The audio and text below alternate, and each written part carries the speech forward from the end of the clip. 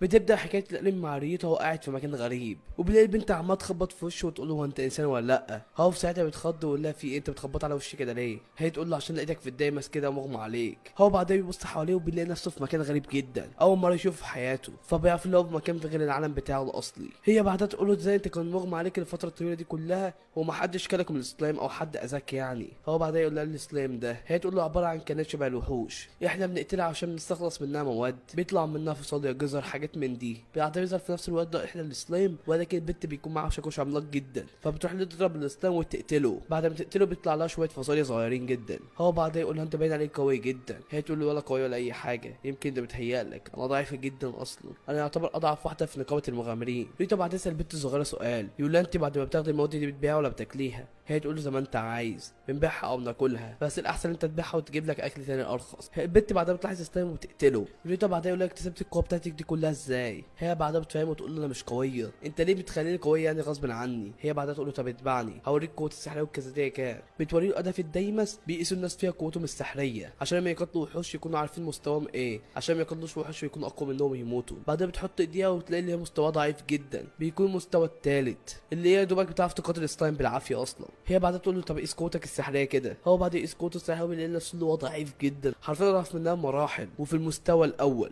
ودي حاجه عاديه عشان هو لقى نفسه في العالم ده فجاه. ريتا بعدها بيكمل البنت الصغيره اللي هي اسمها ايميلي ويقول لها ممكن تديني سلاحك بس عشان اقاتل احدى الوحوش عشان اشوف اعرف اقتلهم ولا لا. وفهم تديله سلاح ولكن هو بيلاقي سلاح قوي جدا وزائد ده كله تقيل. هي بعدها تفك الحديده العملاقه وبتديله بس الغصن بس من عصايه عشان يعرف يستخدمها، وفعلا بيمسك غصن العصايه وبيعجبه جدا، بيلاقي اللي هو خفيف. بعد بيروح لاحدى الاسنان عشان يهجم عليه، ولكن الاسنان بيتجنب ضرباته وما بيعرفش يهجم عليه خالص، ولكن بالصدفه والحظ بتاعه بيعرف يضرب في احدى السلايم. ولكن البنت بتتفاجئ بعد لما بيطلع منه فاصوليا صغيرين جدا، بيطلع منه فاصوليا كبيره جدا وكتيره. هي بعدها تقول له طب تعالى ناكل فاصوليا دلوقتي، وفعلا بيقعدوا في جنبه وبيبدا يطبخوا الفاصوليا دي ويبدا ياكلوها. هو بعدها بيبدا ياكل الاكل وبيعجبه جدا وحرفيا بيبدا يبكي، بيفتكر لما كان في دوله اسمها اليابان وكان شغال شغلانه وكان بياكل الاكل ده هناك، فعشان كده بيتأثر بذكرياته القديمة. البنت الصغيرة بعدها على طول بتحضنه وتواسيه، يقول لها دلوقتي أنا همشي وهأجر أي بيت عشان أقعد فيه. هو بعدها يقول لها تيجي معايا ولا لأ؟ هي تقول له للأسف مش عارفة أجي معاك، أنا كده كده معيش فلوس خالص إني أجر بيت، وطول عمري قاعدة في الدايمس ده، بس أنا بحلم بيوم من الأيام إن أنا يكون عندي بيت وأنام فيه بدل الدايمس ده. الواد حرفيا بيتأثر جامد منها، بيقولوا إزاي بنت صغيرة بالعمر ده بتنام هنا من سبب الحالة المادية بتاعتها. ريتا بعدها بيشكرها وبيمشي. ريتا بعدها بيروح يبيع الفاصوليا اللي معاه وبيأجر بيت لمدة ليلة واحدة، وفعلا بينام وتاني مع طول بيروح للدايمس من جديد وبالذات كمية الستايم وطلع منه فاصوليا. وبعد كام اسبوع من الشغل والتعب فعلا عارف يجمع فلوس بيت كده على قد كحيان،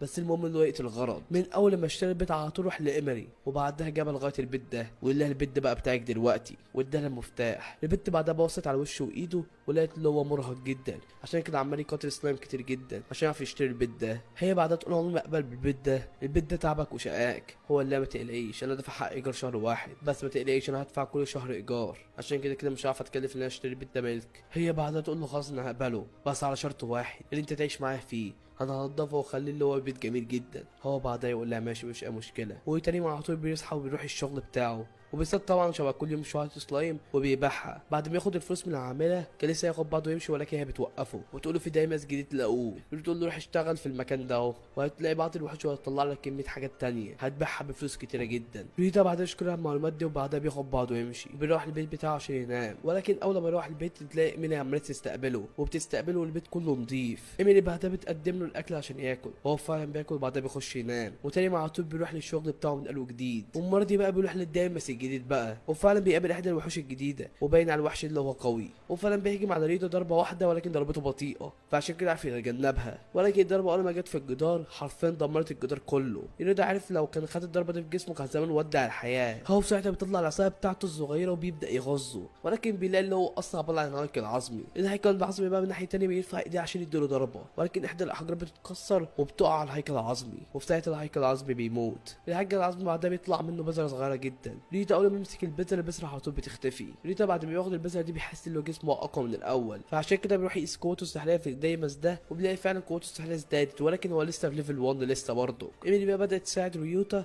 وهو بيقاتل الوحوش دي. وبعد ما ايميلي فعلا قتلت احدى الوحوش كانت تمسك البذره، ولكن البذره بتمر من ايديها. اما ريتا الوحيد اللي بيعرف يمسكها، وبيسمع برضك صوت محدش بيسمعه الا غيره، اللي هي بنت بتكلمه وتقول له ان قوتك السحريه ارتفعت. وفلما بيقيس قوته السحريه تاني بيلاقي إن قوته السحريه ارتفعت فعلا. وبعدها بيوم بالظبط ريتا بيرجع لدايماس من قلب جديد، بيلاقي احدى الاسلام، ولكن الاسلام ده بيكون كبير جدا. الاسلام بيهجم، ولكن ريتا بيحس ان الضربه بتاعته خفيفه جدا، عشان كده بيستخدم الفرصه دي بيروح يهجم عليه وبيخلص عليه، وبيطلع منه جزره عملاقه. وفي نفس الوقت واحد بيتدخل وبيهجم على اسلام تاني، ولكن بيطلع له جزره صغيره جدا. هو في ساعتها بيقول لنفسه ليه جزره كبيره. بعدها بتيجي احتباك من العدو وبتضرب ريوتا، وحرفيا الضربه بتكون ضعيفه جدا. البت حرفيا بتكون مصدومه صدمه عمرها، وبتقول ازاي انت ما اتاثرتش بالضربه دي. هو في ساعتها يقول لها انت عبيط ولا ايه؟ انت بتضربني ليه اصلا؟ بعدها هو بياخد بعضه ويمشي، ولكن البت الانابه بتروح تتبعه لغايه البيت وبتخبط عليه. هو في ساعتها بيرد عليه يقول لها انت عايزه ايه؟ هي بعدها بتروح تهجم عليه تاني، ولكن ما بيحصلوش اي حاجه. هي تقول له طب بيحصلكش حاجه ازاي يعني مني؟ بعدها بتجيب واحد تاني وبتهجم عليه وحرفيا بتقتله. هي تقول له اي حد بيهجم عليه بالطريقه دي بيموت على طول، بس انت الواحد كل ما اهجم عليه كده اللي ايديا توجعني. هو اللي انت بجد مجنونه، انت قتلت واحد بس عشان توريني بس قوتك يعني ولا ايه؟ هو بعدها يقول لها انت عايزه ايه يعني؟ هي تقول له بعد ما مشيت وقع منك احدى الجزر، وانا لقيت الجزره دي وعجبتني فاكلتها، وجاي اطلب منك دلوقتي تاني ان انت تديني جزره. اللي بعدها ترد عليها وتقول لها خلاص تعالي ادخلي كلي، احنا كده كده هنعمل طبخه من الجزر. وفعلا البنت تدخل تستنى الاكل لغايه ما ايميلي تخلص الطبخ، وفعلا بتخلص تبدا تقدم الطعام، والبنت بتاكل الطبخ ده كله وبيعجبها جدا. ايميليا بعدها تقول لك كلي زي ما انت عايزه، كده كده احنا عندنا كتير. البت بعدها بتاكل لغايه ما تشبع، وبعدها بتودعهم وتمشي. ريتا بعدها بيوم بالظبط يروح للشغل بتاعه من اول جديد، وبيقابل احدى الوحوش القويه وبيقاتلها، وبيعرف يغزل الوحش بالعصايه اللي معاه، لكن بيلاقي العصايه بتاعته اتكسرت. الوحش في ساعتها بيستغل الفرصه وبيروح يهجم على ريوتا، ولكن ريوتا بياخد الضربه في وشه، ولكن ما بيحصلوش اي حاجه، لا الضربه اللي هي خفيفه جدا. فعشان كده ريوتا بيروح يقاتله بايديه، وفلما بيقاتله بايديه بيلاقي الضربه بتاعته قويه جدا، فعشان كده فضل يضرب واحد ورا التاني لغايه ما خلص عليه النهايه. وبرضك بعد ما خلصه طلع منه بذره، والبذره دي اول ما مسكها قوت برضك من قوته. بعدها البت انما بتروح تعدي عليه وتقول له عايزك تصطاد بعض الوحوش عشان تطلع منه جزره وتديني واحده. هو يقول لها مش عايز. البت بعدها بتضربه برضك تاني وبتحاول تاثر فيه، ولكن برضك ما بيحصلوش اي حاجه. هو بعدها يقول لها خلاص انا راح اقاتل من اول جديد وهطلع شويه جزر وبهديك واحده. وفعلا بيخلص ويروح لنقابه المغامرين عشان اللي يبيع الجزر اللي معاه، ولكن قبل ما يبيع بيروح يدي البت الارنبه احدى الجزر. في ساعتها كل الحاضرين بيستغربوا جدا منه، يقولوا وهبل ولا ايه؟ هو ما يعرفش لو البنت دي لمسته اللي هيحصل له. البنت بقى الناحيه التانيه من الارنبه بتاخد منه وتشكره جدا، وبعدها بتبدا تاكل الجزر. بعدها بتيجي العماله بتاعت نقابه المغامرين وتقول له انا عايز اشتري منك الجزر ده كله، وتقول له انا هشتري منك الضعف 4 مرات. هو يقول لها ليه؟ هي تقول له البنت اللي انت عمال تاكل الجزر دي قويه جدا، اقوى واحده في نقابه المغامرين حاليا، وهي دلوقتي شكلها حبتك بسبب الجزر، فعشان كده خلاها تتبع القوانين بالجزر اللي معايا ده. هو بعدها يقول لها مفيش اي مشكله، وفعلا بيبيع الجزر وبتديله كميه فلوس. بعدها البنت الانابه بتروح لريوتا وتقول لها هات جزر كمان. هو في ساعتها يقول لها مفيش جزر. البنت بتهجم عليه ولكن هو بيوقف الضربه. الناس في ساعتها حرفيا بيكونوا مصدومين صدمه عمرهم. هو بعدها يقول لها مفيش جزر تاني، انا بعت الجزر اللي معايا، بكره بقى بهديك جزر تاني. هي بعدها تقول له خلاص ماشي هعدي عليك بكره واخد منك جزر. وبعدها هي بتاخد بعضها وتمشي. وبعدها بيوم بالظبط ريوتا بيروح يقاتل برضك بعض الاسلام من جديد، ولكن هو بيلاحظ هو في الدايمس اللي فيه واحد عمال يزعل الاثنين عشان هما الاثنين شغالين عنده، وبيكون الرئيس بتاعهم ده عمال يزعلهم جدا، وده كله بس عشان هم مش عارفين يقاتلوا الوحش ده. هما في ساعتها بيتاسفوا له جدا ويقولوا ممكن بس نستحرق كام ساعه بس شويه، احنا عاملين نقاتل الوحش دي بقالنا يومين كاملين ونمناش من اليومين دول. هو في ساعتها بيزعلوا ويقول لهم لا طبعا لو انتم مش عايزين خدوا بعضكم وامشوا، ولكن ما بيعرفوش يمشوا عشان هم محتاجين المال. يوتا في ساعتها بيكون عايز يتدخل ولكن ما بيعرفش خالص، هما ده راحوا برجلهم عشان يشتغلوا عنده، فهو معلوش الحق اللي هو يتدخل. هو بعدها بيستريح في الدايمس وبيبدا ياكل هو البت اللي معاه، وفي نفس الوقت هما بياكلوا على طول الانابه بتتدخل وبتبدا تاكل معاهم. بعدها الانابه بتلاحظ ان في واحد عمال يزعل الاثنين شغالين عنده، وبتلاحظ الاثنين دول تعبانين جدا، فعشان كده بتاخد احدى الجزر وبتدي لهم هما الاثنين وتقول لهم كلهم تبين عليكم تعبانين جدا. الرئيس بتاعهم في ساعتها بيزعل البت ويقول لها انت بتدي لهم اكل ليه؟ هو في حد قالك اتدخلي؟ البت في ساعتها بتهجم عليه وبتوقف الضرب على اخر لحظه وتقول له كلمه ثانيه انا هخلص عليك. الواد في ساعتها بيعرف اللي هي قويه جدا. ريتا بعد ما يخلص الاكل بيروح لنقابه المغامرين وبيبيع برضه الجزر اللي معاه. العامله بعدها بتشكره جدا على الجزر ده كله. هي تقول له احنا جمعنا اكتر من كده بس ده اللي احنا عرفنا نشيله. هي بعدها تقول له طب هات لك شنطه سحريه. الشنطه دي صغيره جدا وبتتسع لحاجات كبيره جدا. هو في ساعتها بيشكرها جدا وبيروح لاحدى المحلات عشان يشتري الشنطه، وفعلا صاحب المحل بيعرض له شنطه وبيقول له الشنطه دي خدها ليك. بعدها صاحب المحل يقول له الشنطه دي سعرها 10 ملايين. ريتا في ساعتها يقول له 10 ملايين مين؟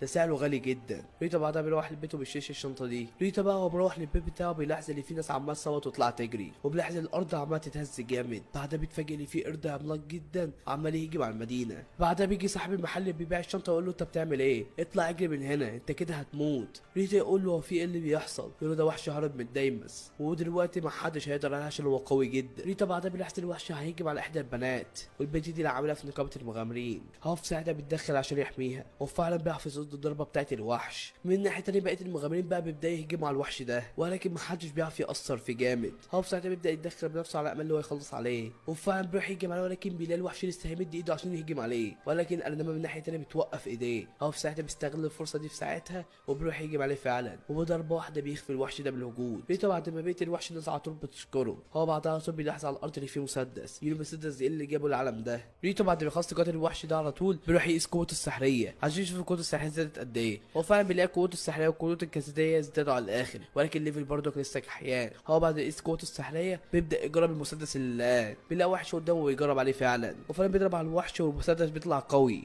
وبيلاقي تلات وحش برضه بيجوا عليه وبرضه هو بيخلص عليهم. هو في ساعتها يقول المسدس ده هينفعني جدا في القتال بتاعي. بعدها بيروح للجهه التانيه من دايمس عشان يقاتل مع ايميلي، وفعلا بيقابل احدى الوحوش وبيخلص عليها. بعدها يقول لها انا جعان دلوقتي، هي تقول له انا معايا اكل. بعدها هي فعلا بتعمل له اكل وبتقدم له. هو بعدها يخلص اكله وبيشكرها جدا، وبعدها بيقوم عشان يروح يقاتل الوحوش من اول جديد. ولكن لما يدخل الدايمس بيلاقيش وحوش، بيلاقي شويه حشرات بس. البنت حرفيا لما تشوف الحشرات دي بتتجن، بتبدا تحاول تقتل في الحشرات دي على قد ما تقدر. يوتا حرفيا بيترعب من البنت ويقول البنت اتغيرت على الاخر. البنت ما كانتش بالقوه دي اصلا، بس زادت قوتها على الاخر اول ما شافت الحشرات دي، شكلها من دافع الخوف بتاعها. بعدها البنت بتلاقي صراصير تانية، وحرفيا البنت بتترعب اكتر وتبدا تقاتلهم وترجع مجنونه زي الاول. هي بعد الخاص كل الصراصير دي كلها بيطلع منها شويه فاكهه، هما في ساعتها بيلموا حبه ويروحوا يبيعوها، اما الباقي اللي بيعرفوش يلموه بيسيبوه برضه. ريتا بعدها بالظبط بيرجع للشغل بتاعه من اول جديد، ولكن مرات بيكون عايز يصطاد وحش بطريقه تانية خالص. بيرمي الجزره على الارض وبيستخبى في جنب على امل اي وحش يجي ويبدا ياكل في الجزره دي، وهو بعدها يقضي عليه. ولكن اول ما يرمي الجزره البنت الانيماليه بتحضر وتبدا تاكل في الجزره. هو في ساعتها بيزعلها ويقول لها سيب الجزره دي، الجزره دي مش بتاعتك. هي في ساعتها ترد عليها وتقول انا لقيت الجزره دي يعني هي بتاعتي. ريتا بعدها بيبدا يرمي جزره تانية عشان يظهر له وعد الوحوش، وفعلا بعد يرمي الجزره بيطلع له سلايم. هو بعدها على طول بيهجم على السلايم وبيقتله فعلا، ولكن بيتفاجئ المره دي السلايم بيطلع له طلق. هو بعدها بياخد الطلق ده وبيعينه معاه. ريتا بعدها بيكمل طريقه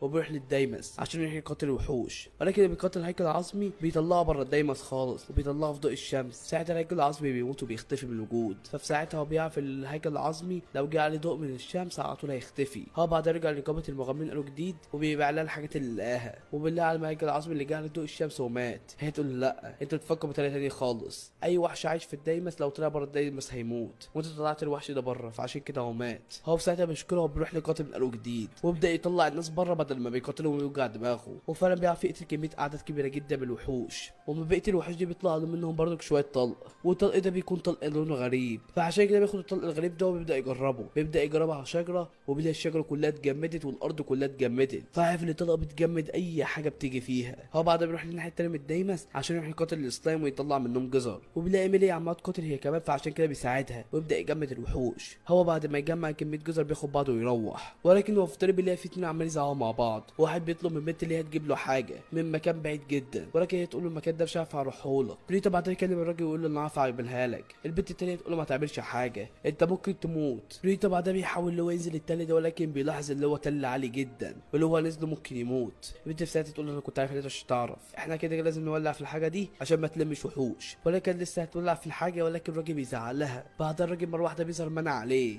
وبيظهر وجه غريب جدا جنبه. ريتا في ساعتها بيهجم على الراجل الغريب وبيشيل المنع بتاعته دي. بعدها الراجل بيقع على الارض مغمى عليه. ريتا بعدها بيروح يهجم على الغنائم دي وبيجمدها وتاكله طبعا عشان الوحوش ما تلمش على الغنائم دي وتبدا تاكل فيها. بعدها بيوم بالظبط ريتا بيروح للشغل بتاعه زي كل يوم، وبالصدفه بيطلع له احد الوحوش النادره جدا. هو على طول في ساعتها بيجمده وبعدها بيديله طلقه تانيه بيخلص عليه. بيطلع منه سلسله غاليه جدا، ولكن هو ما بيرضاش يبيع السلسله دي وبيديها لايميلي. ايميلي بتفرح بالهديه جدا وبتشكره جدا على الهديه دي. بعدها بيكملوا بقيه الشغل وبيقتلوا كميه خفيش وبيطلعوا منهم كميه فاكهه وبياخدوا نصهم ليهم وبيبيعوا الباقي. وبعدها ما بيروحوا البيت ويبدا ياكلوا الفاكهه اللي هم جابوها. وتاني مع طول ريتا بيروح لنقابه المغامرين وبيرد عليهم الفاكهه دي، ولكن العماله تقول له ما اعرفش انا اشتريهم ولا لا، بالذات الفاكهه دي اول مره اشوفها في حياتي. ساعتها بنت غريبه تخش عليهم وتقول لهم انا ممكن اجرب الاكل ده. هي بتاخد واحده من الفاكهه وبعدها بتقطعها وبتبدا تاكل فيها وبتعجبها جدا الفاكهه دي. البنت بعد ما هيكمل الطعم على طول تحايل على ريوتا اللي هو يبيع لها كل الفاكهه اللي عنده. ريتا طبعا بيقول لها ماشي مفيش اي مشكله. بعدها فعلا ريتا بيبيع لها الحاجه والبنت بتشكره وبتاخد بعضها وتمشي. العماله بتاعت نقابه المغامرين تقول له انت كنت عارف البنت دي ولا لا؟ هو لا انا شايف البنت دي اصلا.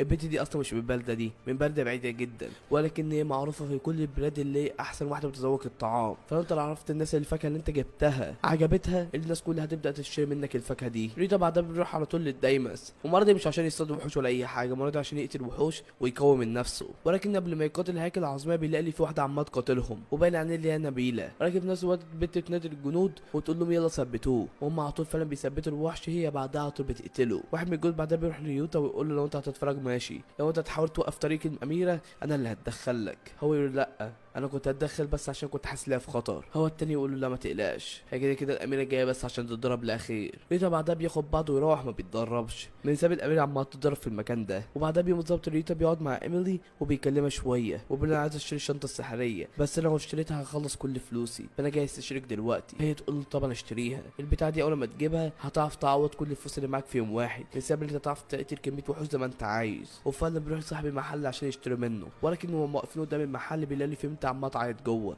فعشان كده بيدخلوا جري. وبيلاقي بنت صاحبه المحل عماله تعيط عشان ابوها مش موجود هنا اللي هو صاحب المحل. فهم على طول بيسالوه ولا ابوك كان فين اخر مره. هي تقول له كان راح يصيد بعد الظهور في احدى الديامس، ولكن هو ما رجعش لغايه دلوقتي. ريتا بعدها يقول لها طب خلاص اقعد انت هنا، احنا هنروح للديمس وندور عليه، لو لقينا احنا هنرجع لك على طول. وفعلا بياخدوا بعضهم يطلعوا يجروا في الديمس. اول ما تدخلوا الديمس ويبداوا يدوروا عليه ما بيلاقوش في اي حته، ولكن هما بيلفوا الديمس بيلاقوا في مجموعه وحوش قدامهم. ريتا في ساعتها بيطلع مسدس ويبدا يهجم على الوحوش، ولكن الوحوش اصلا ما بتموتش بالرصاص خالص، ودي اول مره تحصل في حياته. بس ايميلي بتعرف تهجم عليهم بالشاكوش وبتقتلهم كلهم. بعدها بيطلع من الوحوش دي الزهور، بعدها هما بيكملوا ضربهم ويدوروا على الراجل ده، وفي الاخر بيلاقوه مرمي على الارض ومغمى عليه. ولكن بعد ما يحاولوا يفوقوه بيلاقي اللي هو اصلا نايم مش مغمى عليه خالص. فعشان كده ايميلي بتعصب جامد وتكسر في الارض بسبب اللي سايب بنته كده تعيط عليه وهو نايم في الديمس. هو في ساعتها بيقوم مخضوض ويقول لهم في ايه؟ ايميلي تقول انت نايم هنا وبنتك عماله تعيط هناك. هو في ساعتها يقول لها انا اسف جدا انا نسيت خالص، هو اللي انا ظاهر بقالي كام يوم هنا من سبب انا عايز اقتل الوحش الطائر ده، ولكن مش عارف اجيبه خالص. ريتا بعدها يقول له خلاص احنا نقتله لك اهو. بعدها ريتا فعلا بيهجموا عليه وكده ما بيقتلهوش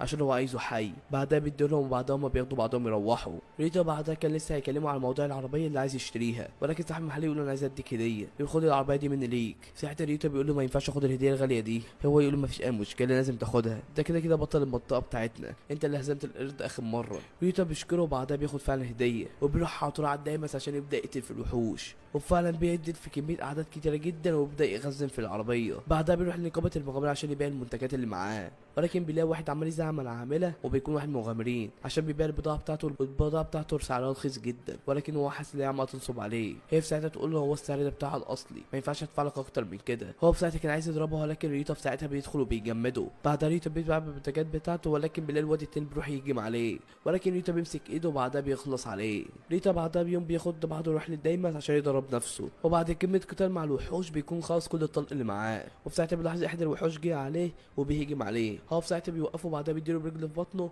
وبيقسمه نصين. بعدها بياخد بعضه ويروح لنقابة المغامرين عشان يستريح هناك شوية، ولكن بيجي له احد الاشخاص وبين عليه اللي هو احد المغامرين، والواد يقول له عايز اطلب منك طلب صغير، عايزك تسرعني مسرعة الايدي. هو يقول له انت عايز تسرعني ليه انا بالذات يعني؟ هو يقول له عشان سمعت عن قوتك فانا عايز اختبرها بنفسي، وشفتك امبارح ما انت قتلت واحد ضخم وعرفت تهزمه. ريتا بعدها يقول له خلاص ماشي تعالى صارعني، وفعلا بيصارعوا بعض وريتا هو اللي بيكسبه طبعا. الواد التاني بعدها بيضحك ويقول له فعلا انت قوي جدا. بعدها يقول له طب تعالى نصارع مرة واحدة كمان. ريتا في ساعتها بيرفض ويقول له لا شكرا. في ساعتها الواد التاني على طول بيقوم يهجم عليه، ولكن ريتا في ساعتها بيوقف الضربه بتاعته. الواد في ساعتها بيتفاجئ من قوته ويقول له انت باين عليك قوي جدا، انت يمكن اقوى مني اصلا، ايه رايك بقى تنضم للفريق بتاعي وطبعا احنا نديك المبالغ اللي انت عايزها. ريتا في ساعتها بيرفض ويقول له لا شكرا انا مش عايز اشتغل مع عندكم. ريتا بعدها بياخد بعضه ويروح للبيت عشان ياكل. بعدها بيحكي لايميلي على اللي حصل. ايميلي تقول له كنت تروح معاه وخلاص ما كان هيديك فلوس. هو في ساعتها يقول لها لا طبعا اكيد شغالين حاجه تانية غير نقابه المغامرين عشان هم اصلا عرضوا عليا كميه مبالغ كبيره جدا. بعدها ريتا في نفس اليوم بياخد بعضه ويروح للدايمس، ولكن بيلاقوا برضه ايميلي عمال تضرب نفسها، ولكن ريتا اصلا بيكون بحاسس بالشفقه عليهم اصلا عشان الاميره اصلا ما بتزادش قوتها خالص. بعدها واحد بالجود بيروح لريوتا ويقول له عايز اقول لك عن حاجه، لا اميره عملت منتج ليها عشان تبدا تبيعها، هو المنتج ده عباره عن صندوق بس المميز في اللي انت لو قتلت اي وحشه او اخدت اي حاجه تانية من غير ما تحطها هي تتحط لوحدها وهيترسم وش الشخص على الصندوق عشان الواحد يعرف الحاجه دي الملك لمين. فدلوقتي هديك شويه صناديق والمقابل انت تعرف الناس عن المنتج بتاعنا ده. ريتا بعدها يقول له ماشي مش مشكله. ريتا بعدها بياخد الصناديق بيه ويبدا يشتغل فيها. هو بيروح لاحدى الديامس وبيبدا يصطاد الوحوش، والوحوش ده ما بتتقتل بيطلع منهم طلق، ولكن هو المره دي ما يقتلهمش. بيعبيهم في الصناديق، بعدها بيطلعهم بره الدايمز وبعدها يفتح الصناديق، وكلهم طبعا اول ما يطلعوا على طول كلهم بيموتوا. وفعلا بيجمع مخزون طلق كبير جدا، وبيستكشف ان هو طلق جديد كمان، طلق النار. بعدها ريتا بيروح لنقابه المغامرين بيبيع المنتجات بتاعته، ولكن بيلاحظ احد المغامرين جاي وهدومه كلها متوسخه وبين الليل حزين جدا، وبدا يطلب من المغامرين واحد واحد لهم يساعدوه، ويقول له صديقي عمال يحارب دلوقتي لوحده في الدايمس، هو انقذ الوحوش وهو لسه هو عمال يقاتل، فانا عايز اي حد ينقذه، ولكن ما فيش اي حد بيعبره. الوقت في ساعتها بيحبط وبيقع على الارض وبيكونش عارف يعمل ايه، ولكن ريتا في ساعتها بتدخل ويقول له ما تقلقش انا هنقذ صديقك ده. بعدها ريتا فعلا بيروح لدامس ويبدا يدور عليه، ولكن ريتا وهو بيتعمق في الدامس بيلاقي فيه وحش جديد، فهو عشان كده بيقتله وبيطلع له كرومبا عملاقه، وبرضك بيقابل شويه وحوش تانية وبيخلص عليها برضك. بعدها بيقابل الواد اللي هو ينقذه، ولكنه بيلاقي اللي هو مغمى عليه، فعشان كده على طول بيشيله بيطلع بيجري. في نفس الوقت ده اماليا بتكون رايحه تجري على الدايمس عشان عرفت ان ريتا بينقذ واحد، وهي في الطريق بقى بتفتكر امها بالراجل اللي هتنقذه عشان امها ماتت في الدايمس. ريتا في نفس الوقت ده بيكون عمال يجري بالواد اللي معاه، ولكن ريتا بيكون تعب من الجري، ولكن مش عارف يوقف نفسه بسبب اللي فيه كميه وحوش عماله تجري وراه. ولكن في نفس الوقت ده ايميلي بتتدخل وبتبدا تهجم على الوحوش، والبنت الارنبه بتكون معه وبتساعدها، وفعلا بيخلص على كل الوحوش دي. بعدها بيطلع الواد لصديقه، الواد في ساعتها بيشكره جدا ويقول له خلاص دلوقتي انا هكمل طريق انا على اي حد يعالجه وانا هدفع له اي حاجه. هو في ساعتها يقول له ما تقلقش انا هنقذه لك دلوقتي. بعدها ريتا بيستخدم سحر الشفاء وبيشفيه فعلا. هو في التاني في ساعتها بيشكره وبيقول له مش عارف اعمل لك ايه. ريتا يقول له ولا اي حاجه. بعدها ريتا بيروح نقابه المغامرين وبيكون جمع كميه حاجات، وبيكون احد المنتجات اللي معاه بيكون بطيخه. هي تقول له ماشي انا هشتري منك البطيخه دي، ولكن في نفس الوقت البنت اللي بتتذوق الاكل بتروح لريوتا وتقول له ناخد منك البطيخه دي. بعدها بتقطع واحده وبتاكلها وبتعجبها جدا البطيخه اللي معاه. العامله في ساعتها تقول له هات لي كل البطيخ اللي عندك انا هشتري منك دلوقتي، النقابه هتجمع منه كميه فلوس. ريتا في ساعتها بيفرح ويقول لها باشا هديك كل اللي عندي. العامله بعدها بتلاحظ حاجه، تقول له البطيخ ده في الطابق السادس، انت معاك الرخصه بتاعت الطابق السادس ولا لا؟ هو يقول لها لا. هي تقول له ما ينفعش تعمل كده تاني، لازم تطلع الرخصه. هو في ساعتها يقول لها خلاص انا راح اعمل رخصه دلوقتي. بعدها فعلا في نفس المكان ولكن في غرفه تانية بيروح لعامل نقابه المغامرين ويقول له انا عايز اطلع رخصه للطابق السادس واللي بعده. العامل بعدها يقول له طب وريني انجازاتك عشان اعرف اديك الرخصه اللي معايا دي. هو يقول له الطوابق اللي انا بروح على طول اللي هي من اول الخامس بتبقى سهله عليا جدا، وانا عايز طوابق اصعب شويه. الراجل التاني في ساعتها يقول له باش تعمل ورايا بقى. بعدها الراجل بيجيب مفتاح وبعدها بيدخله غرفه. بعدها ريتا بيصل له احدى الاسلام ولكن من فولاذ. الراجل بعدها يقول له عايزك تقاتل الاسلام ده، لو انت عرفت تهزمه مبروك عليك الرخصه. ريتا في ساعتها بيروح يهجم عليه بايده، ولكن ايده اول مره في حياته توجعه وتتاثر اصلا، ودي حاجه عاديه جدا عشان هو اصلا من فولاذ اللي هو اقوى من الحديد ذات نفسه. ريتا بعدها بيقول لازم استخدم المسدس بتاعي، بيهجم عليه بالنار وبعدها بيهجم عليه بالتلج. بعدها بيكسر الدرج والاسلام على طول بيموت، وفي ساعتها هو بيعدي الاختبار فعلا والراجل بيدي الرخصه بتاعته. بعدها ريتا باحدى الايام بيروح لمكان ما فيهوش ناس وبيرمي سمك على الارض عشان يطلع الوحش اللي بياكل السمك اللي هو القرد العملاق. بعد ما القرد ما يجي البت على طول بتتخض، تقول له القرد ده اللي هاجم على المدينه اخر مره. بعدها بيهجم عليه وبعدها بيخلص عليه. بعدها يخلص عليه بيطلع منه مسدس. هو بعدها يقول زي ما توقعت بالظبط، المسدس اللي اخر مره لقيته اصلا كان طالع اصلا من القرد. ريتا بعدها بعده ايام بيجي له استدعاء من رئيس نقابه المغامرين ويقول له انا عايز اطلب منك طلب. ريتا في ساعتها يرد عليه ويقول له انت اصلا انت عايز مني ايه؟ هو انا سمعت عنك وانت مشهور جدا في النقابه بتاعتي، ويعتبر ان انت من اقوى الناس اللي عدت على النقابه دي، وطبعا المهمه اللي انت هتعملها لي دي هديك عليها كميه فلوس، نجحت فشلت بيها انت هتاخد عليها كميه فلوس. ريتا بعدها يقول له ماشي احكي لي انت عايز ايه بالظبط. الدمس اللي عندنا بتطلع خضروات على طول، ونادرا ما تشوف وحوش بتطلع اصلا لحمه، ولكن المره دي استكشفنا اصلا اللي فيه دايمس جديد، ولكن على الحدود بتاعتنا وحدود المملكه اللي جنبنا، فدلوقتي ما اتحددتش لسه الملكيه بتاعت الدايمس ده، فعشان كده انا هطلب منك طلب صغير، وان انت تروح وتقتل وحوش هناك وتجمع كميه غنائم. لو انت جمعت غنائم اكتر منهم احنا هنبقى لنا الملكيه للدايمس ده، يعني لازم كل دوله تطلع شويه جنود وتفضل تقاتل في الوحوش اللي في الدايمس، واكتر دوله تقتل وحوش وتطلع غنائم هي اللي هتكسب وهتبقى ليها الاحقيه اللي هي تاخد الدايمس ليها، فانت اللي هتمثل الدوله بتاعتنا. ايه رايك بقى في المهمه دي؟ عايز تروح ولا لا؟ ريتا يقول له مفيش اي مشكله انا موافق. ها بعدها يقول له ماشي انا عايزك تروح من اول بكره. ريتا بعدها بياخد بعضه ويمشي وبيكون فرحان جدا وياخد منها كميه فلوس. ريتا بعدها بيروح للبيت وبيحكي الابن على كل حاجه. هي بعدها تقول له حلو ده تاخد منها كميه فلوس. هو يقول لها ايوه بس انا عايزك تيجي معايا في المهمه دي. هي تقول مفيش اي مشكله هاجي معاك في المهمه. بعدها بعده ايام رئيس نقابه المغامرين بيقول له المهمه هتبقى دلوقتي. بعدها ريتا بيبدا يسافر وبيبدا يروح للدايمس، وفعلا بيبدا يتحرك ولكن بيلاقي المكان بعيد جدا، فعشان كده بيخيم على الارض ويبدا يستريح. وبعد ما يخلصوا الاستراحه بتاعتهم بيكملوا طريقهم. في الاخر بيوصل عند مكان قريب من دايمس، يعني فاضل له كام خطوه بس ويوصل عنده. ولكن قبل ما يوصل لدايمس بحبه بيقابل واحده عماله تستخدم سحر النار وعماله تولع في شويه زباله، وبيكون باين على البنت اللي هي مرهقه جدا. هو في ساعتها بيحس ان هي من كتر التعب هم بيستعبدوها اصلا، فعشان كده هو بيروح يكلمها ولا انت لازم تستريح شويه كده. ولكن هي ترد عليه وتقول له ما تقلقش انا بخير، وتكمل حرق في الزباله. ولكن هي من كتر التعب بعدها بتقع على الارض على طول. ولكن يجي على اخر لحظه بيمسكها. البنت بعد ما بيغمى عليها بتقوم من قلوب جديد وتقول لازم ارجع للشغل دلوقتي انا اسفه. ريتا بيكون صعبان عليه البنت تقول البنت شغاله كده ليه. ريتا بعدها بيقوم يكلمه اللي انا اسف جدا بس انا مضطر اعمل كده. بعدها يطلع المسدس بتاعه وبيضرب عليها طلقه، والطلقه ده بيخليها تنام، وفعلا هي على طول بتنام. هو بعدها بيشيلها وبيقعدها على السرير وفعلا بتاخد قرارتها. وبعدها على طول بعدة ساعات هي بتصحى من النوم وبتلاحظ ان الزباله اللي كانت بتولع فيها لسه موجوده، فعشان كده بتزعل جدا وبتقول لازم الحق دلوقتي، وبتحاول هي تولع فيها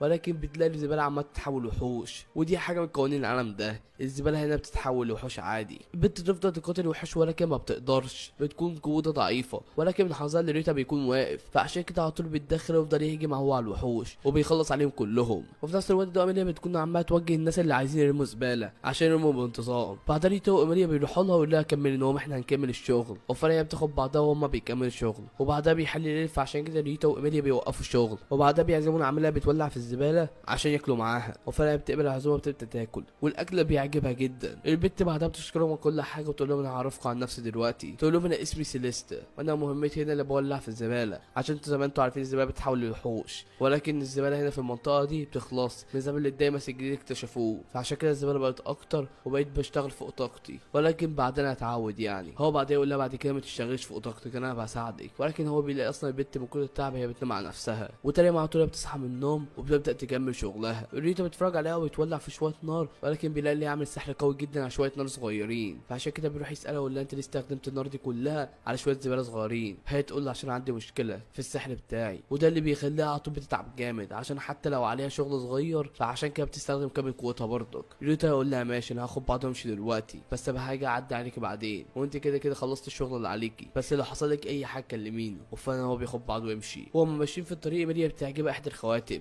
ريتا بيكون عايز يشتريها لها ولكن بيكونش معاه فلوس، فبيقول خلاص بجيبها لها بعدين اول ما يكون معايا فلوس. بعدها ريتا بيروح للشخص المسؤول عن الدايمس اللي هو يعتبر اللي هو يدير الاختبار ده عشان ما يحصلش غش ما بين الطرفين، ما بين المملكه دي والمملكه دي. بعدها مشرف الدايمس بيوري كل حاجه عن الدايمس ده، وبيقول اللي هو فيه اكتر من 10 طوابق وزاد ده كله وحش اقوياء جدا. وبعدها بيجي احد الجنود بيقطع الحديث بتاعهم وبيقول لهم ان في احد الوحوش مش عارفين يقتلوها، فعشان كده المشرف هنا بيطلع عشان يشوف الوحش ده، وبيلاقي له وحش صغير ولكن بيلاقي في واحد تاني مثبته عشان ما يهربش من المكان ده. ريتا في ساعتها بيقول انا هتدخل انا. بعدها بيجي ملابس مسدس عشان يقتله، ولكن الوحش على طول بيتشكل من قلوب جديد. فريتا على طول بيعرف ان الوحش ده عنده جوهره سحريه لازم تكسر الجوهره عشان هو يموت، فعشان كده بيضرب المسدس على الوحش وبيخلص عليه. بعدها ريتا بيتفاجئ ان مشرف الدايمس بيديله كميه فلوس مكافاه على الوحش اللي قتله. ريتا بعد ما ياخد المبلغ ده على طول بيرجع البيت من قلوب جديد، ولكن بيكون جايب هديه لاميليا، وفعلا بيديلها الاميليا واللي هي عباره عن خاتم، وهي بتاخد الخاتم منه وبتفرح جدا عشان كان نفسها فيه. بعدها بيوم بالظبط ريتا واميليا بيروحوا من قلوب جديد للدايمس عشان يبدا يقتلوا في الوحوش ويجمعوا كميه غنم عشان يكسبوا في المسابقه دي. وفعلا بيعملوا كده ويبدا يقتلوا في الوحش واحد ورا التاني، وبيكون فريق التاني من مملكه تانية بيكون شغالين برضك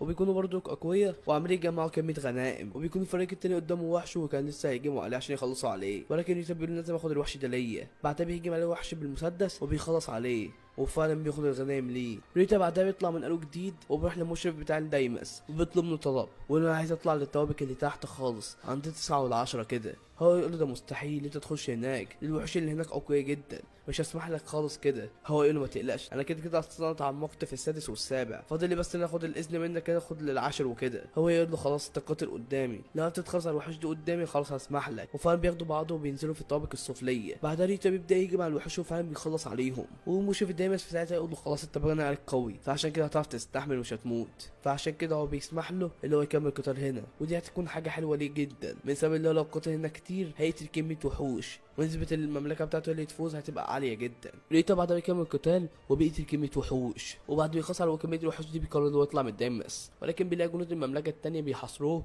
عشان ياخدوا من الغنائم بتاعته عشان هو يعتبر كده متعادل معاهم، وهو كمان كام يوم كده هيكون خلص عليهم كلهم اصلا وهيجيب ضعفهم، فعشان كده بيخلوه عليه عشان ياخدوا منه الغنائم. وبعدها على طول كلهم بيروحوا يجمعوا عشان ياخدوا منه الحاجة، ولكن هو ساعتها بيضربهم وبياخد حاجته وبيمشي ويقول لهم بقوتكم الضعيفة دي مش هتقدروا عليا خالص. بعدها ريتا بياخد بعضه ويروح المخيم بتاعه عشان يستريح هناك. وتاني على طول بيصحى من النوم وبيلاقي سيليستا عماله تشتغل، ولكن مع انها اشتغلت شغل خفيف ولكن بتقع على الارض. هو في ساعتها بيلحقها على اخر لحظه، وبعدها بيديلها جرعه شفاء وفي الاخر بتتشفي، وبيلاقي الزباله كترت من قاله جديد، يعني صديقته هتفضل تشتغل من قاله جديد. هو لا مش هتستحملي الشغل ده، لازم تستريحي. هي تقول لازم اشتغل، وزائد ده كله شكل زعيم الدايمس هو اللي ظهر، فعشان كده الزباله كترت في الدايمس. هو لا زعيم الدايمس مين؟ هي تقول زعيم الدايمس بيظهر كل 4 شهور، وده بيكون من اقوى الكائنات في الدايمس كلها. هو بعدها يقول لها مش مهم، يعني المهم ان تاخدوا بعضك وتستريحي. يعني هي تقول ما ينفعش، لازم اكمل الشغل بتاعي دلوقتي. قبل بعدها تزقها وتقول لها دي خطر عليك كده اللي انت تكملي شغل كده. هي في الاخر بتسمع كلام وبتستريح. ريتا بعدها بيروح للمشرف الدايمس، ولكن بيلاقي هو مع شويه ناس، والناس دمت ريتا بيكون عارفهم، الواد اللي صرع مصارعه الايدي وخسره. فعشان كده ريتا بيساله سؤال، يقول له اللي جايبك هنا؟ هو يقول له الراجل قدامك ده مستدعي عشان حاجه، اللي قتل رئيس الدايمس. هو يقول له يا ريت ايوه، عشان في واحده صاحبتي متضرره جدا من الحوار ده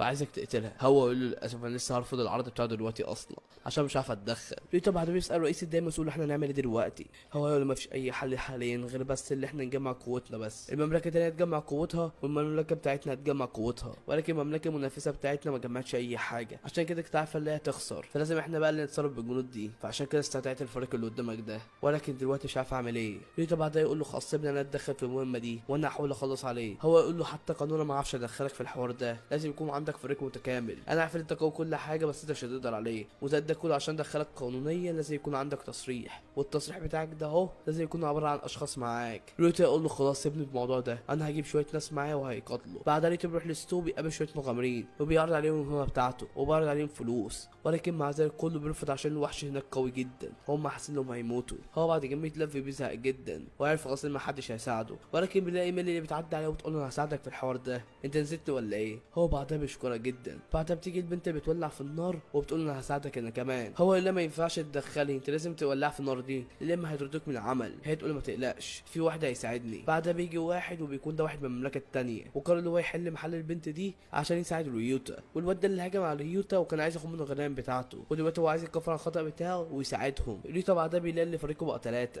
فعشان كده تعرف يدخل الدايمس اخيرا، وفعلا بيدخل الدايمس عشان يقاتل رئيس الدايمس. ولكن اول ما يدخل الدايمس ما بيلاقيش اي وحوش ضعيفه خالص، بيلاقيش اصلا اي وحوش. فريوتا بيعرف على طول ان رئيس الدايمس هو اللي قتل الوحوش الضعيفه. بعدها ريوتا على طول بيلاحظ ان رئيس الدايمس بيطلع له. ريوتا بقى اول ما يشوفه على طول بيروح يهجم عليه، وبرضه رئيس الدايمس على طول بيهجم عليهم برضه في نفس الوقت. ايميلي برضه بتهجم على رئيس الدايمس، ولكن بتلاقي اصلا ان هو عنده حاجز سحري بيخلي اي حد ما يعرفش يهجم عليه. ريتا بعدها بيهجم عليه بمسدس ولكن ما بيعرفش برضه. ريتا بعدها بيفضل يضرب بالسلاح بتاعه من كذا مره، وفي الاخر فعلا بعد كميه ضربات بيعرف يكسر الحاجز بتاعه. ريتا بيستخدم الموقف ده بقى وبيبدا يهجم عليه من قرو جديد، ولكن بيلاقي الوحش عمل حاجز جديد اصلا. هما في ساعتها كل واحد بيستخدم السحر بتاعه وبيهجم عليه في نفس الوقت، وفعلا بيكسروا الحاجز وبيقيسوه جامد، ولكن الوحش بعد ذلك بيقوم من قرو جديد. اليستيا بعدها بتبدا تهجم على الوحش، ولكن بتهجم عليه بتعويذه قويه جدا من اقوى التعويذ اللي عملتها في حياتها اصلا. في نفس الوقت ريتا بياخد الشاكوش بتاع ايميلي وبدا يهجم على الوحش هو، وفعلا بيهجم عليه وبيسيبه في القرن بتاعه، والقرن بتاعه في الاخر بيتكسر، وفي الاخر لما القرن بتاعه بيتكسر على طول بيموت. ريتا بعد ما يقتل الوحش بتلاقي اللي هو طلع غنيمه، فعشان كده بياخد الغنيمه وبيديها للبنت اللي بتستخدم سحر النار، وبالله لازم تاخد البتاعه دي، انت اللي ساهمت اكتر واحده فينا، فعشان كده لازم تقبلها بالهديه دي. هي فعلا بتشكره وبتاخد منه الهديه دي. ريتا بعدها بيرجع لرئيس الدايمس وبيحكي له كل حاجه، وبيقول له خلاص انا هزمت رئيس الدايمس، يعني الدايمس ده بقى لينا خلاص. هو يقول له بالظبط كده. ريتا بعد ما يخلص المهمه بتاعته بقى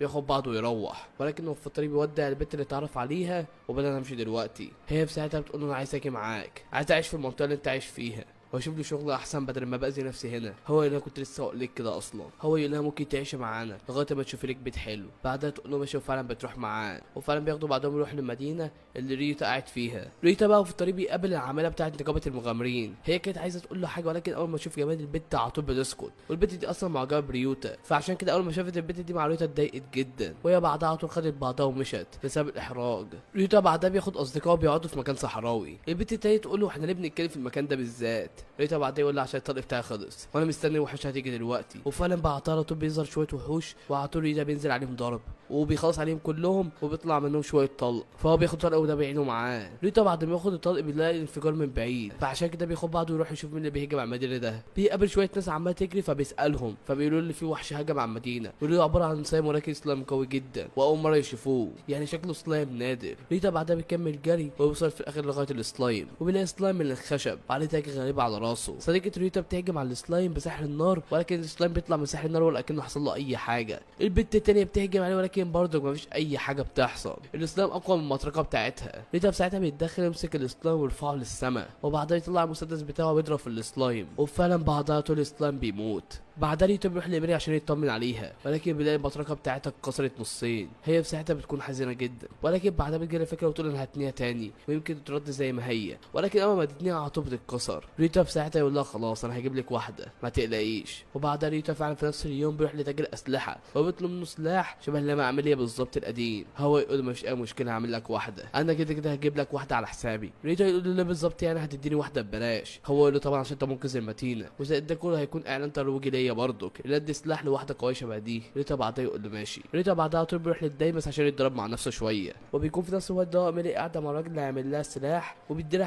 حديده وبياخد منها المقاسات وتشوف المقاس اللي هيجيبها عشان ترتاح معاه في القتال، ولكن هي تقول له شكله تقيل شويه. البنت الان بعدها بتخش على ايميليا وتسالها وتقول لها فين ريوتا دلوقتي. هي ترد عليها وتقول لها زمان هو عمال يتدرب حاليا. هي في ساعتها بتاخد بعضها وتمشي تدور عليه عشان هي بتكون عايزه جزر، وهو بقى له كميه ايام بره ومش بيديها جزر خالص. هي بعدها بتدور عليه في دايمس في كل حته، ولكن في الاخر ما بتلاقوش اصلا عشان ريوتا اصلا بيكون في نفس الوقت خلص اصلا اليوم بتاعه في الدايمس ومروح دلوقتي. بعدها بتعدي على نقابه المغامرين وبتكون زعلانه جدا. بعدها ريوتا على طول بيروح نقابه المغامرين، ولكن على حظ الارنبه بتكون خدت بعضها ومشت من نقابه المغامرين اصلا. هو بقى بيكون جاي لنقابه المغامرين عشان يبيع كام حاجه، وفعلا بيبيعها وبياخد بعضه ويمشي. ريتا بعدها يطلع بره بيستات شويه وحوش، ولكن الارنبه في الاخر بتلاقيه، فعشان كده ما بيسيبوش وتقول له هات جزر. هو في ساعتها يقول لها مش معايا دلوقتي بس انا معايا نصطاد شويه، وفعلا بيروح له الدايمس وبيجيب لها شويه جزر ويقول لهم خدهم كلهم ليكي، وهي فعلا بتشكره وبتبدا تاكل في الجزر على طول. ريتا بعدها بيسالها سؤال ويقول لها طول عمرك بتاكلش الا جزر ليه؟ مع ان انا عارف عشيره الارانب بتاكل اي حاجه عاد شبه بقيه البشر، ولكن انت بالذات بتاكل الجزر ليه؟ هي تقول له عشان انا كنت من صغري كنت شغال في نقابه المغامرين وكنت مغامر مع كميه ناس معايا، وكنا على طول لما بناكل كنت بتقرف على طول من اكل الخضروات، وكنت باكل لحمه بس، وكان على طول بيأمرني ان انا اكل خضروات ولكن انا بحبهاش فعشان كده باكلهاش، وكنت بحس الفراخ اللي معايا ده غريبه عني جدا، فعشان كده انا كنت مضطر اقعد فيها عشان بس كنت عايزه فلوس عشان اشتري الاكل اللي انا عايزاه. ولكن في احدى الايام بقى وانا قاعده في الدايمس لقيت ظهر لي احدى الاشخاص، وكان طفل بشري غريب، ومن اول ما ظهر لي البشري ده ظهر لي وحش تاني وكان حاول يهجم عليا، ولكن انا في ساعتها على طول رحت هاجمت على الوحش عشان اقتله، وانا فعلا عرفت اقتله في الاخر. الواد التاني بقى اعجب مني على طول، بعدها قال لي انا عايز ابقى زيك كده بالظبط، بعدها اداني جزره وقسمها معايا، ودي كان اول واحد يقسم معايا الطعام، ومن ساعتها بقيت بحب الجزر. ريتا بعدها بيسالها ويقول لها الواد ده راح فين دلوقتي؟ هي تقول له ما اعرفش، ما هو ظهر من العدم وبعدها اختفى من العدم برضك. الارنبه بعدها بتطلب من ريتا طلب، انا بتقول له انا عايز انضم للفريق بتاعك. هو بعدها يقول لها لا، ولكن هي بتركع على الارض وتفضل تتحايل عليه. هو في ساعتها بيوافق ويقول لها خلاص ماشي اخليك تنضمي عندي. بعدها ريتا بيرجع للبيت وبيعرفها مع البنت الجديده وتقول لهم دلوقتي هتبقى في الفريق بتاعنا. ايميليا بقى بتكون خلاص السلاح بتاعها فبتوريه ريوتا. ريتا بعدها بيوم بالظبط بقى بيصحى من النوم بتاعه وبيسلم على الفريق بتاعه، ولكن بيلاحظ ان البنت اللي معاه مريضه جدا، فبيسالها ويقول لها انت مالك في ايه؟ هي تقول له انا اسفه جدا بس العاصفه السحريه اثرت فيا. هو يقول لها ده بس ما اثرتش فينا يعني. هي تقول له كده هي العاصفه السحريه بتاثر في ناس بس ما تاثرش في ناس، والعاصفه السحريه دي بتيجي كل فتره وعباره عن هوا، ولكن هوا ما بتشافش عادي خالص، ولكن هوا ده بيكون ممزوج من السحر وبيخلي اي حد يمرض، وهي من نوع الناس اللي مرضت من سبب العاصفه السحريه اللي جت في المنطقه دي. ومع ان في ناس معرضه للمرض ده اهو ولكن ما جالهاش بسبب البيت بتاعهم نضيف جدا، مفيش اي هوا بيدخل له خالص، بيكون مكتوب كله على نفسه. اما البيت اللي هم عايشين ده اصلا بيت كاحن خالص، فعشان كده مسرب هوا في كل حته. ريتا بعدها يقول لهم خلاص احنا هننقل من البيت ده، وبعدها بيروح لبيت تاني عايز يشتريه، والبيت اول ما يدخل مع البيت الجديد البيت على طول المرض اللي عندها على طول بيروح. صاحب البيت يقول له لو عاجبك ممكن ادولك دلوقتي بس السعر هيبقى غالي جدا، هيبقى 400 مليون. ريتا بتخض بالساعه ولكن ما بلاقيش الا غيره، وده كله بس عشان صحه برضك الفريق بتاعه، وكده كده هيعرف يرجع الفلوس دي من اول جديد بس يكمل شغل في النقابه. فهو فعلا بيوافق ويقول له خلاص هشتري منك البيت ده، وبيدفع فلوس وفعلا بياخد البيت. صديقه ريتا بعدها تكلم ريتا وتشكره جدا على البيت ده، تقول له انت بجد من اطيب الناس، ما توقعتش تعمل ده كله عشاني. هو يقول لها كده كده انت جزء من الفريق بتاعنا فلازم اهتم لنا الفريق. ريتا بعدها يقول لهم يلا جهزوا نفسكم احنا ناكل دلوقتي وبعدها ننزل الدايمس عشان نبدا شغلنا، وفعلا بياكلوا بعدها بينزلوا الدايمس على طول. ريتا بقى وهو في طريق للدايمس بيلاقي في احدى الوحوش قدامه، وبيكون الوحش ده السلايم، ولكن برضك بيكون من نوع السلايم النادر. ريتا طبعا على طول بيطلع المسدس بتاعه بعدها بيهجم عليه، ولكن بيلاقيش اللي هو عنده جوهرة سحرية ولا بيكون عنده جسم خالص، عبارة عن سلايم لا غير. ايميليا بعدها بتهجم عليه بالشاكوش عشان تقتله، ولكن برضه ما بيحصلوش اي حاجة. سيليستيا بعدها بتتكلم وتقول له ما ينفعش تهجم عليه كده، الوحش اللي انا عارفاه ظهر لي كذا مرة، الوحش ده عبارة عن سلايم ونار في نفس الوقت، وما يتأثرش بس غير بالنار برضك، عشان تقتله لازم تهجم عليه بالنار. هي بعدها بتهجم عليه بنار خفيفة جدا وفعلا بتخلص عليه. بعدها ريتا بيظهر له نفس السلايم تاني، ولكن مرة هو بيهجم عليه بالمسدس تاني، ولكن الطلقة دي بيكون فيها سحر النار، فعشان كده اول ما تيجي فيه على طول بيموت. ريتا بعد الخوصة السلايم التاني بيظهر له سلايم تالت، ولكن السلايم برضك ده بيكون اول مرة يشوفه، واول ما يشوفه اصلا بيهجم عليه وبينطره على الارض. ريتا بعدها بيقوم بيسأل سيليستيا يقول لها نهزم الوحش ده ازاي؟ هي تقول الوحش ده قوي جدا، الهجمات بتاعته قوية جدا، عشان انت لو هجمت عليه هيرد عليك بنفس الهجمة وهو مش هيتأثر بأي حاجة. عشان تقتله لازم تضعف من جسمه وبعدها تقتله، يعني لازم تهجم عليه وتهرب وتهجم عليه وتهرب، عشان لو انت ثبت قدامه هيرد لك نفس الضربة دي. وفعلا هو بينفذ كده، والأنابه اللي بتروح تهجم عليه وبتديله كام ضربة وتضعف جسمه، وبعدها ريتا بيهجم على المسدس وبيقتله. ريتا بعدها يلاقي على الأرض جوهرة بتطلع من السلام الاخير اللي قتله. ريتا بعدها يكمل طريقه للدايمس ويبدا يقتل في الوحش هناك وبيجمع اكل. بعد ما يخلص الشغل بتاعه ده بياخد بعضه ويروح، وبيروح لنقابه المغامرين عشان يبيع الجوهرات اللي عنده، وبيعرض على عامله هناك. هي تقول لي شكل الجوهره دي غاليه، وفعلا بتشوف الجوهره وفعلا بتلاقيها غاليه جدا، وبتلاقي اللي هو حجر نادر، تقول انا هشتري منك، وبعدها بتدفع له كميه فلوس. ريتا بعد ما يبيع الحاجه بتاعته دي بياخد بعضه ويروح. بعدها بتيجي احدى البنات وبتعدي على نقابه المغامرين، وبتفضل تطلب من واحد ورا التاني هي تشتغل عندهم وتكون في الفريق بتاعهم، ولكن مفيش اي حد بيقبلها خالص عشان هم عارفين ان هي ضعيفه جدا، وزائد ده كله اللي هي طفله. تعالى بقى نرجع لريتا من اول جديد. ريتا بيكون في الدامس لوحده عمال يتدرب مع احدى الهياكل العظميه، وطبعا زي كل مره بيخلص على الهيكل العظمي اللي بيقاتله. ريتا بعد ما يخلص تدريب بياخد بعضه ويروح للدايمس عشان يرجع للشغل بتاعه من اول جديد، وفعلا بيفضل يقاتل بعض الوحوش هو والفريق بتاعه، وبيجمعوا كميه بطاطس كتيره جدا. بعدها بيروحوا يبيعوها وبعدها بيخلصوا يومهم، وتاني ما على طول بيكون ريتا ماشي في المملكه عادي،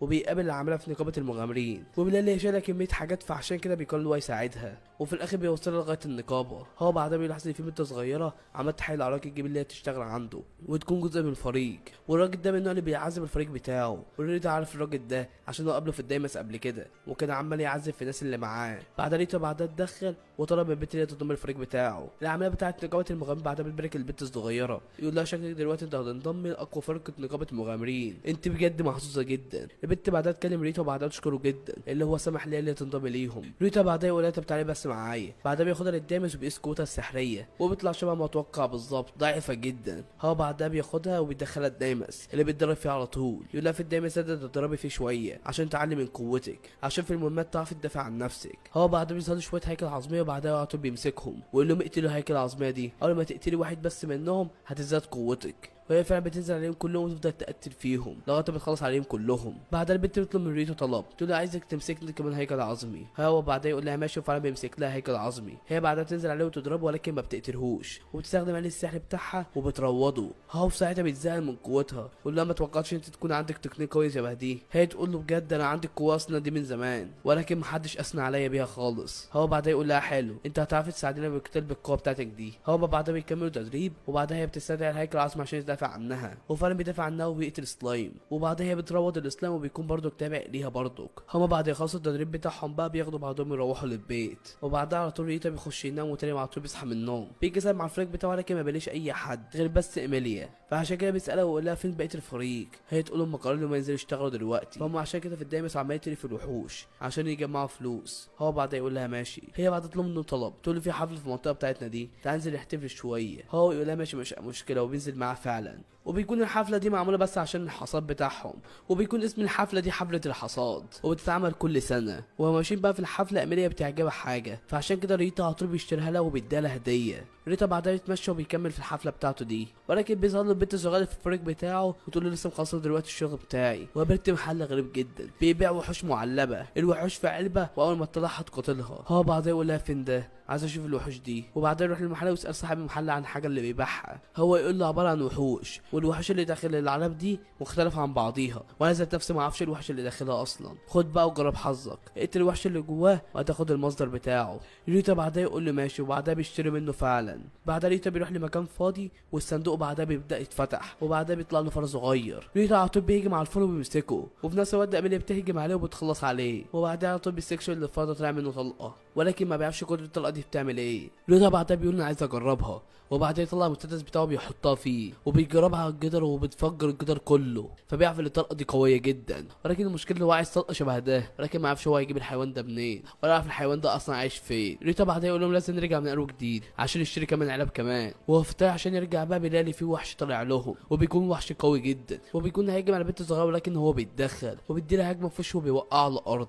ولكن الوحش بعدها بيقوم من اول جديد وبنلاقي اللي هو جسمه كبر. ايميلي بعدها بتبدا تتدخل وبتهجم على الوحش، ولكن فعلا بياخد الضربه وبتاثر في جسمه، ولكن هو بعدها بيكبر برضك. يعني اي حد هيهجم عليه جسمه هيكبر، لازم تديله ضربه واحده قويه تقضي عليه للابد وما بتخلوش اصلا يكبر خالص، ولكن بسبب ضرباتهم الضعيفه هو بيكبر. ريتا بعدها بيلاحظ الوحش بقى كبير جدا قدامه وما بيكونش عارف يعمل ايه. في ساعتها بيجي احد المغامرين ويقول له شكلك في مشكله كبيره، سيبني اتعامل مع الوحش ده. بعدها الواد بيبدا يستخدم القوه السحريه وبيبدا يهجم على الوحش. في نفس الوقت ده ريتا بيهجم على الوحش وبيثبته، والواد التاني بقى بيهجم على الوحش بقى بالسحر بتاعه، وفعلا الضربه بتاعته بيخليه يقضي عليه. البنت الصغيره بعدها بتروح لريتا وبعدها بتشكره وتقول له اما اكبر هكون مغامره زيك. هو يقول لها بس تكملي وانت هتعرفي توصلي في الاخر. المغامر التاني بعدها يروح لريتا ويقول له ما فكرتش في العرض بتاعي ولا لا؟ انا عرضت عليك قبل كده بس انت رفضت، بس هعرض عليك تاني، ايه رايك تنضم للمجموعه بتاعتي؟ هديك برضو فلوس كتير زي ما قلت لك، والعرض لسه بتاعي جاري، فانت لو عايز تنضم. هو في ساعتها يقول له انا قلت لك قبل كده ومش هفضل اعيدها لك كل مره، مش هنضم للمجموعه بتاعتك ابدا. هو بعدها يقول له ماشي بس العرض مفتوح لي معاك للابد.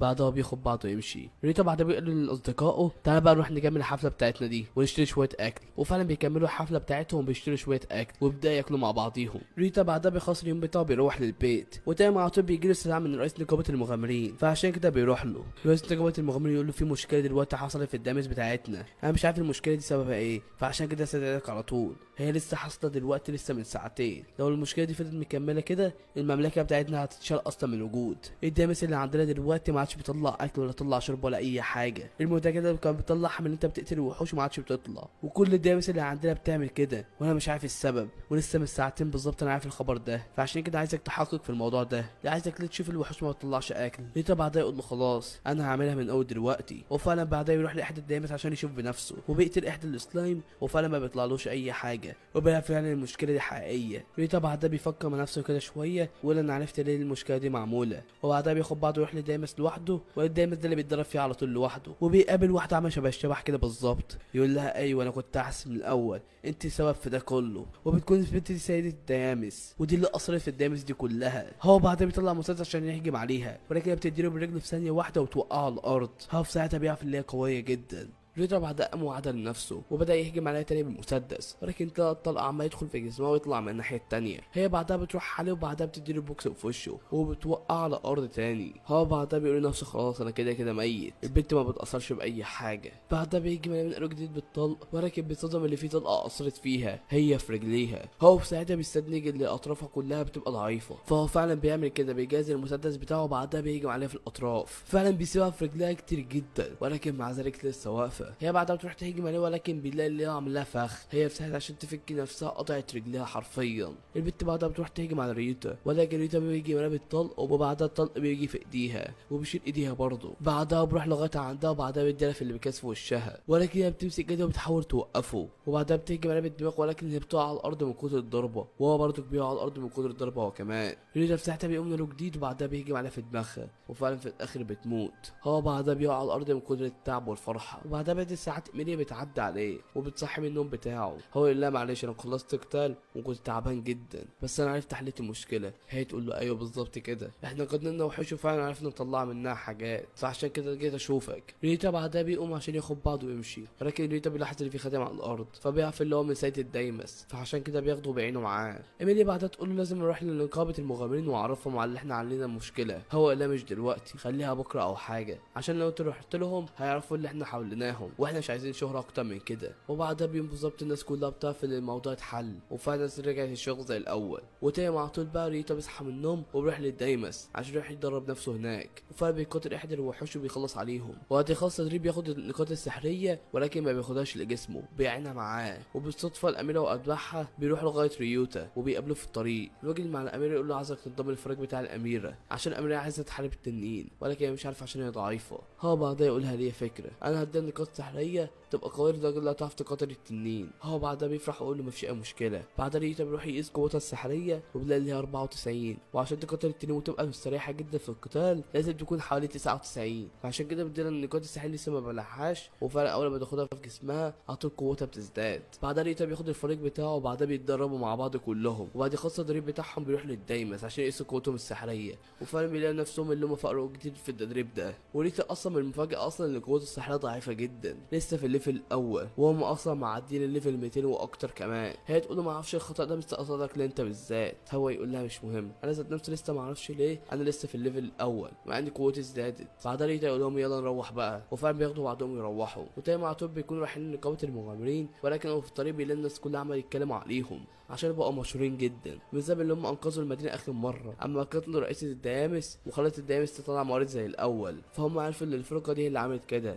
فعشان كده حبوها جدا، ودلوقتي بقى اشهر فرقه في المنطقه كلها. بعدها ريتا بياخد الفريق اللي معاه وبيروح لواحد من عمال نقابه المغامرين، وبيكونوا رايحين هناك عشان يعملوا كام اختبار عشان يدخلوا في الطابق الاعمق. ولكن ريتا مش هيعمل الاختبار ده عشان هو مع الرخصه دي اصلا، بس هم اللي هيعملوا الرخصه دي دلوقتي. وفعلا بيعملوا الرخصه وبينجحوا فيها. هم بعد ما ياخدوا الرخصه على طول بينزلوا الطوابق الاعمق على طول ويبداوا يقتلوا الوحش اللي هناك. هم بعدها بيخلصوا شغلهم بيروحوا للبيت. ريتا بعدها بيحسب الفلوس اللي كسبها النهارده اما داخل في الطوابق العميقه، لان اقل واحد فيهم اصلا كسب اكتر من 1.5 مليون.